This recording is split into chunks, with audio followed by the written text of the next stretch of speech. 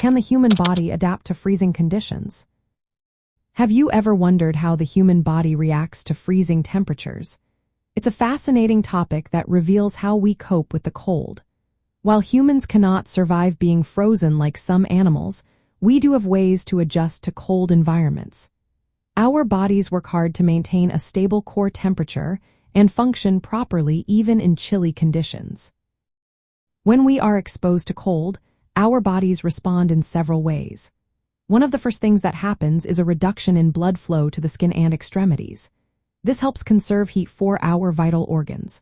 We also start to shiver, which generates heat through muscle activity. Additionally, blood vessels constrict to minimize heat loss. Interestingly, in extremely cold conditions, our bodies can experience a phenomenon known as cold-induced vasodilation.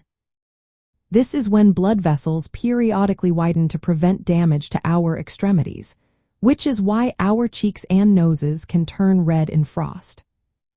There are different types of adaptations that humans can develop in response to cold. Metabolic adaptation involves increasing heat production by burning more energy. Insulative adaptation improves our ability to retain heat, which can happen through mechanisms like increased subcutaneous fat or reduced blood flow to the skin. Another type is habituation, where repeated exposure to cold leads to reduced shivering and altered blood flow responses. These adaptations can vary widely among individuals and populations. For instance, people who are native to polar regions often show stronger cold-induced vasodilation responses compared to those from tropical areas. Some Arctic populations have even developed genetic adaptations that help them conserve heat better and adjust their metabolism to a fat-rich diet suited for cold environments. However, it is important to note that humans primarily relying on behavioral adaptations to survive freezing temperatures. We wear insulating clothing and build shelters to protect ourselves from the cold. These strategies are essential since biological adaptations to extreme cold are quite limited and take a long time to develop.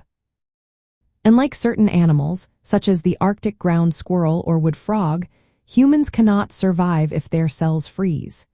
These animals produce antifreeze proteins that allow them to tolerate ice formation in their bodies.